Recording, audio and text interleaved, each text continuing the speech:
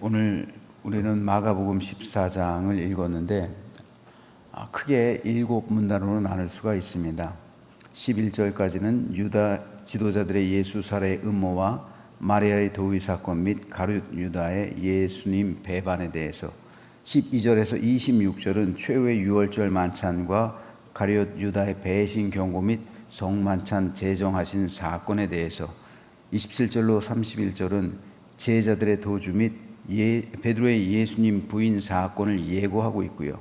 32절에서 42절은 겟세마네 동산에서의 기도를, 43절에서 52절은 예수님의 체포 및 제자들의 도주를, 53절에서 65절은 사내들인 공회의 예수님 신문 및 사형 결의에 대해서, 마지막으로 66절에서 72절은 베드로의 예수님 부인에 대해서 기록하고 있습니다. 오늘은 이 가운데서 첫 번째 문단에 대해서 1절에서 11절에 대해서 좀 살펴볼 텐데, 여기는 세 가지의 기사가 기록되어 있습니다. 먼저 1절과 2절은 대제사장들과 서기관들이 예수님을 죽일 방도를 찾는 것에 대해 기록하고 있습니다. 그리고 세 번째인 10절과 11절은 가룟 유다가 대제사장들과 서기관들에게 찾아가서 예수님을 죽일 방도를 일러주는 조건으로 돈을 받는, 흥정하는 그 모습에 대해서 기록하고 있어요. 그러니까 30냥을 받고 은 30을 받고 팔기로 계약을 하죠. 그리고 이 두 기사 사이에 3절에서 9절에 마리아가 예수님께 값비싼 향유를 부은 사건을 기록하고 있습니다. 그런데 시간의 흐름으로 봤을 때는 1절, 2절 기사하고 10절, 11절 기사는 같은 날, 즉 고난주간 화요일에 벌어진 일이에요. 같은 날 벌어진 일입니다. 하지만 그 중간에 있는 3절에서 9절 마리아의 향유, 도유 사건은 3일 전, 이보다 3일 전인 고난주간 전 토요일, 즉 고난주간 화요일보다 3일 앞선 시기에 있었던 일을 중간에 기록하고 있는 거예요. 왜 마가는 같은 날, 즉 1절과 2절, 10절, 11절은 같은 날, 고난주간 화요일에 되었던 날, 이 사이에 3일 전에 있었던 마리아의 향유 도유 사건을 중간에 굳이 삽입하고 있었을까요? 그 이유에 대해서 학자들은 두 가지로 정리해서 설명하고 있습니다. 첫째는 가룟 유다가 예수님을 팔려고 결심한 계기가 되었던 사건이 바로 마리아의 향유 사건이라는 겁니다. 이거를 마가가 밝히려 했다는 거죠. 둘째는 마리아와 가룟 유다의 행위를 대조시켜 보이는 거예요. 마리아는 300데나리온이나 되는 향유를 깨고, 옥합을 깨고 그 향유를 예수님의 머리와 발에 붓죠. 그러나 가룟 유다는 은 30을 받고 예수님을 팔죠. 이 행위가 대조되는 거예요. 어떤 사람은 똑같은 예수님의 공동체에 있었는데, 똑같이 예수님을 따르는 제자들이었는데, 한 사람은 예수님을 위해 자신의 모든 것을 희생하는 사람이었고, 한 사람은 예수님을 이용하는 사람이었다라는 거예요. 이것은 아주 중요한 겁니다. 예수님의 공동체에서는 언제든 마리아와 같은 사람도 있고 가룟 유다 같은 사람도 함께 있을 수 있다는 사실을 마가는 보여주는 거예요. 마리아와 가룟 유다 모두 예수님의 공동체에 있어서 굉장히 중요했던 제자들입니다. 그러나 마리아가 걸어갔던 길, 그리고 가룟 유다가 걸어갔던 길은 완전히 달랐어요. 그 이유가 뭘까요? 그 이유가 바로 은혜에 있는 겁니다. 은혜라는 말은 사랑으로 베풀어주는 신세나 혜택, 국어사전의 정의예요. 사랑으로 베풀어주는 신세나 혜택. 은혜는 사랑의 베풀음을 받는 거예요. 은혜는 누군가로부터 한없는 사랑과 내가 도저히 갚을 수 없는 은덕을 입는 겁니다. 마리아와 가룟 유다가 처음부터 극명하게 갈라졌던 점이 바로 이 부분입니다. 마리아는 참 은혜를 많이 받은, 예수님께 은혜를 많이 받은 가정이었어요. 마리아의 가족이자 나병 환자였던 시몬, 오늘 본문의 배경이 되는 곳이 시몬의 가정이잖아요. 이 시몬이 누구인지에 대해서는 의견이 분분합니다. 마리아의 아버지였을 것이다 라고 보는 사람도 있고, 아니면 마르다의 남편이었을 것이다 라고 보는 사람도 있어요.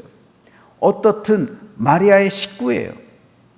그리고 이 식구였던 이 시몬이 나병 환자였잖아요. 그러다가 예수님께 치유받았어요. 또 마리아의 오라비 나사로는요, 죽었다가 예수님께서 살려주셨잖아요. 그 정도로 이 가정은 예수님에게 너무도 큰 은혜를 받았어요. 하지만 가룟 유다에게선 이런 기록을 전혀 발견할 수가 없습니다. 여러 가지 고대 문헌 참조에서 가룟 유다의 행적을 살펴보면요, 학자들이 대부분 의견이 모아져요. 뭐냐면 예수님의 제자 가운데 유일하게 자원해서 예수님의 제자가 된 사람이 가룟 유다라는 겁니다. 예수님이 부르지 않았지만 다른 제자들은 다 예수님이 초청했어요. 나를 따르라. 그러나 가룟 유다만큼은 스스로 예수님께 나와서 주님의 제자가 되겠다고 자원했다는 경우예요. 그런데 성경에 보면 자원한 사람을 예수님께서는 제자로 받지 않으세요. 많이 안 받으세요. 부자 청년도 그렇고요. 그리고 한 랍비도 그렇고요. 예수님께 나와서 자원하는 사람인 경우는 오히려 예수님께서는 받지 않으시는데 가룟 유다는 그 가운데 한 사람이었다는 거예요. 예수님에 의해서 선택된 게 아니라, 제자로 선택된 게 아니라 제자가 스승을 선택했단 말입니다. 선택권이 예수님께 있는 것이 아니라 자기에게 있는 거예요. 그러니까 예수님을 버릴 선택권도 유다에게 있는 거예요. 내가 원했던 스승이 내가 원하던 모습이 아니니까 버릴 권리도 자기에게 있는 거예요. 바로 여기서 우리가 부딪히는 것이 은혜의 문제예요. 은혜란 빚입니다. 하나님께로부터 빚진 거예요. 하나님께 도저히 갚을 수 없는 사랑의 빚, 이것이 은혜예요. 도저히 갚을 수 없는 10,000달란트를 탕감받은 것처럼 하나님으로부터 무한한 사랑의 빚을 진 것, 이것이 오늘 우리에게 임한 은혜입니다. 하나님께서는 독생자 예수 그리스도의 생명을 우리에게 주셨잖아요. 그러니까 우리는 그 생명의 빚을 가지고 있는 거예요. 그 사랑의 빚을요. 이게 은혜입니다. 이걸 아는 것이 은혜예요. 이건 노력한다고 해서 갚을 수 있는 게 아니에요. 우리가 평생토록 영원토록 도저히 갚을 수 없는 것이 은혜입니다. 그렇기 때문에 이 은혜를 알면 기쁨과 함께 눈물이 나고 감사가 넘치고 예수님 때문에 주님을 위해, 하나님을 위해 무언가를 하지 않으면 괴로울 정도로 하나님을 사랑하게 되는 거예요. 마리아의 상태가 지금 이런 거예요. 그래서 마리아는 자기에게 있던 가장 소중한 것을 주님께 드리고 싶었던 거예요. 향유는 사실 신랑에게 붓는 거예요. 첫날 밤에. 그 귀중한 향유를 첫날 밤에 신랑에게 드리는 거예요. 이게 향유예요. 지금 마리아는 예수님을 자신의 신랑으로 여기는 거예요. 예수님께 자신의 신랑처럼 그렇게 귀한, 이걸 드리지 않으면 안 될 정도로 그 마음이 예수님에게 열려 있는 거예요. 몸부림치는 겁니다. 진짜로 예수님을 육신의 신랑으로 받아들이는 게 아니라, 그런 의미가 아니라 영적으로 그 정도로 예수님을 사랑하는, 예수님의 제자가 되겠다는, 예수님을 위해 한평생 헌신하겠다는 그런 의지적인 표현이었던 거예요. 이것이 진정으로 은혜를 받은 사람, 은혜를 아는 사람이 갖는 감사의 마음이요, 사랑의 마음이요, 헌신의 마음입니다. 은혜가 임하면 이렇게라도 하지 않으면 견딜 수가 없는 거예요. 은혜가 임하면 주님께 내 소중한 모든 것 다 드리고 싶은 거예요. 그러므로 은혜는 곧 사랑입니다. 우리가 자녀들에게 돈을 쓰면서 아깝다고 여기지 않아요. 자신은 먹을 것 아껴가면서 학원 보내고, 입을 것 제대로 입지 못하면서 자식은 좋은 것 입히고 싶은 것이 부모의 마음입니다. 자식을 사랑하니까요. 자식에겐 이런 부모의 은혜가 있는 거예요. 하나님을 대신해서 자식을 키우는, 그래서 부모의 사랑이 하나님의 사랑과 가장 닮아 있는 거예요. 자식은 이 은혜를 평생 갚지 못하는 거예요. 자식이 아무리 효자라 할지라도 이 은혜 갚기 쉽지 않습니다. 우리가 진정으로 은혜를 받으면, 심지어 하나님의 그 은혜, 자신의 아들까지, 하나님의 아들까지 우리에게 주신 그 은혜를 우리가 알게 된다면, 어떻게 우리가 하나님을 위해서 무엇인가를 하지 않으면 안 될 정도의 마음이 생기지 않을까요? 이것을 아는 것이 은혜예요. 마리아가 그런 거예요. 바로 이것이 마리아와 가룟 유다의 결정적 차이였습니다. 왜 가룟 유다가 예수님의 향유 사건, 마리아의 향유 사건을 보고 주님을 배반할 결심을 했을까요? 지금 마가가 이걸 보여주고 있는 거잖아요. 왜 그랬을까요? 가룟 유다에겐 은혜가 없기 때문에 마리아의 이 사건이 자기 상식으로는 이해가 되지 않는 거예요. 요한복음에 보면요, 오늘 병행 본문 이 말씀에 대해서 마리아를 직접 꾸짖은 사람이 가룟 유다라고 기록하고 있어요. 요한은 직접 지목하고 있습니다. 가룟 유다가 마리아를 책망했다는 거예요.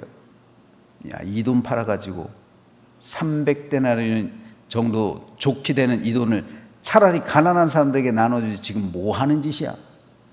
이렇게 책망한 거예요. 왜요? 은혜를 모르니까요. 은혜를 모르니까 이런 말 할 수밖에 없는 거예요. 자기 생각으로, 상식적으로, 이성적으로, 합리적으로 이해가 안 가는 거예요. 그러니까 마리아를 책망하는 겁니다. 그런데 예수님께서는 도리어 뭐라고 말합니까? 그만두라. 내 장래를 위해서 마리아가 지금 이렇게 하는 거다. 마리아의 편을 들죠.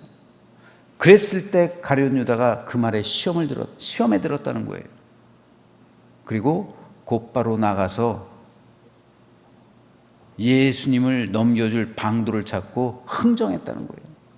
한 사람은 300데나리 되는 그 향유를 깨는 사람이 있는 반면에 어떤 사람은 그걸 이용해 가지고 은 30 그것에 예수님을 팔 궁리를 하고 있는 거예요.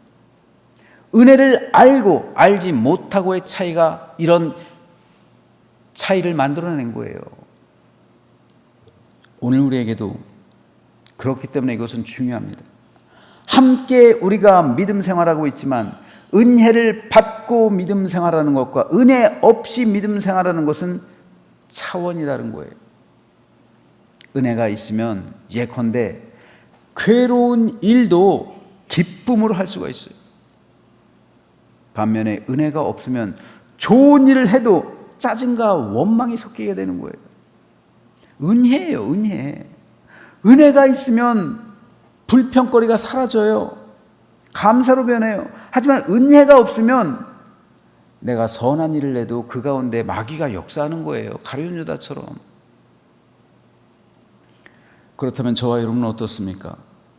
우리는 과연 마리아처럼 하나님의 은혜, 예수님의 은혜에 대해서 감격하고 감사하며 그 베푸신 은혜에 만족하며 살아가고 있습니까? 그래서 내게 있는 것을 아낌없이 주지 않고는 안 될 정도의 갈망, 나 자신을 바쳐서라도 그 은혜에 갚고자 하는 마음이 우리에게 있습니까? 아니면 우리는 혹시 가룟 유다처럼 은혜가 다 떨어진 상태로 사람의 생각으로 신앙생활하고 있지는 않습니까? 저는 저와 여러분 모두가 오늘 이 아침 하나님의 은혜를 경험하게 되기를 소망합니다.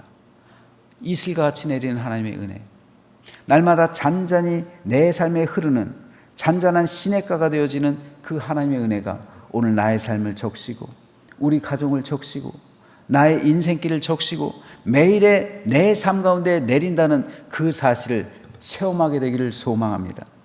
그래서 우리 모두 마리아처럼 마리아가 가진 그 마음 가지고 내게 은혜가 넘치면 우리 가정이 적시게 되는 거예요. 은혜는 차고 넘치는 거예요. 내게서 은혜가 차고 넘치면 우리 가정에 흐르는 거예요. 우리 가정은 그거로 사는 거예요. 하나님의 은혜는 그렇게 임하는 거예요. 하나님의 은혜는 먼저 나에게, 그리고 그 은혜가 차고 흘러넘치면 내 가정을 적시는 거잖아. 그래서 내 가정이 은혜의 가정이 되는 거예요. 그리고 그것이 우리 교회에 와서 차고 넘치면 우리 교회를 적시는 거예요. 그리고 우리 교회에서 이 은혜가 차고 넘치고 흘러가면은 제암리를 적시고 향나무를 적시고 화성시를 적시고 경기도를 적시고 대한민국을 적시고 세계를 적실 수 있는 겁니다. 그러므로 이 은혜가 우리 믿음 생활의 중심이 되는 거예요. 저는 저와 여러분 모두가 먼저 나부터 은혜로 충만해지기를 소망합니다. 그래서 내가 받은 은혜가 차고 넘쳐야 돼, 흘러 넘쳐야 돼. 그래야 내 가정이 적셔지는 거예요. 그러지 않으면 내가 체험받기 전까지는 우리 가정에 영향력을 끼칠 수가 없어요. 우리 교회도 마찬가지고 세상도 마찬가지입니다. 우리가 먼저 은혜로 체험받아야죠. 흘러 넘쳐야 그것이 넘칠 거 아닙니까? 그래서 마리아처럼 되잖아요. 저는 저와 여러분 모두가 마리아와 같이 은혜가 흘러 넘쳐서 많은 사람을 살리는 거룩하고 복된 믿음의 인생길을 걸어가는 우리 모두가 되시기를 주님의 이름으로 축원합니다.